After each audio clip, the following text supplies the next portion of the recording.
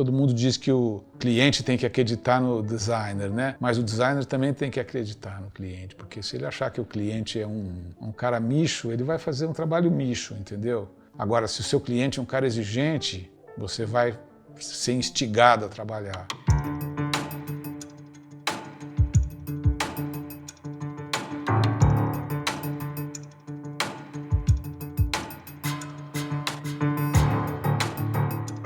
Tem gente que parte de um conceito, pensa e fala, eu quero isso.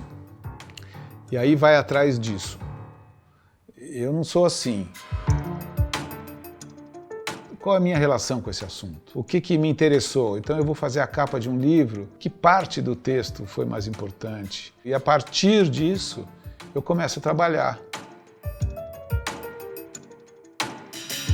De uma certa maneira eu dirijo e de uma certa maneira eu sou dirigido pela própria coisa.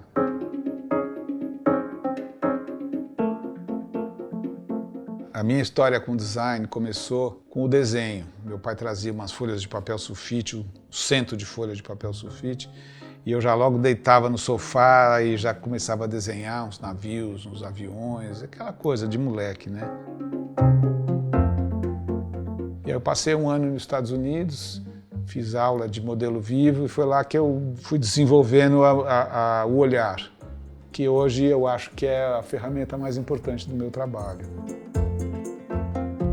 O desenho como linguagem, como ferramenta de comunicação e raciocínio, e o olhar como percepção, aquilo que a gente vê e como as coisas são absorvidas.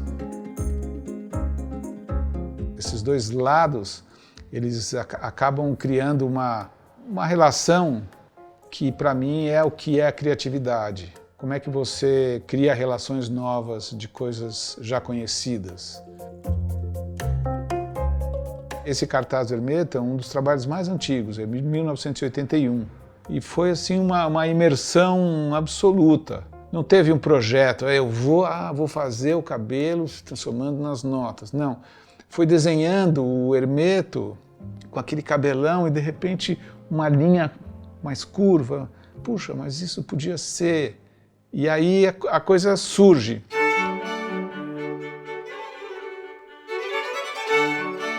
Não existe um design. Existe um livro, existe um cartaz, existe um tapete. Eu acho que você tem que olhar e achar que funciona. De alguma maneira te informar, te emocionar eventualmente, te dirigir, te dar condições de usufruir. E aí então você passa para um outro nível. Um nível onde aquilo pode ser bonito, pode ser interessante, pode ser novidade. Se tudo isso funciona, se tudo isso vai bem, de repente você pode falar, puxa, mas isso então é arte.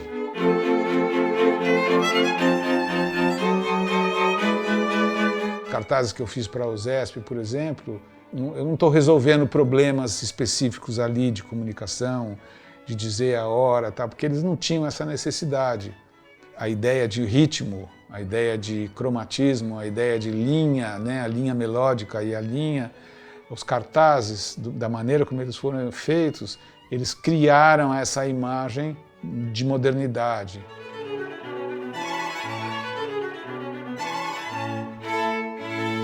O que eu gosto de fazer é um projeto que é, na verdade, um projeto editorial.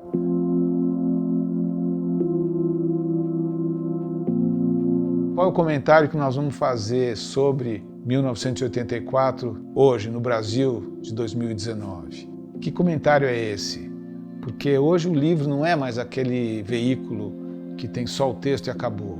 Então, se você quer um texto, você vai na internet e você acha. Agora, um livro virou um objeto.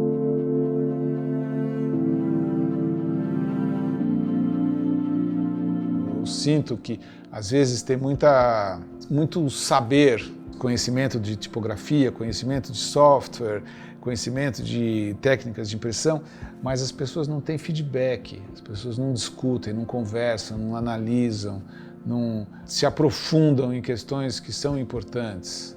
Você pega aquilo que você gosta, que você admira, você traz, inclui, mistura, sabe? Eu acho que isso faz o bolo crescer.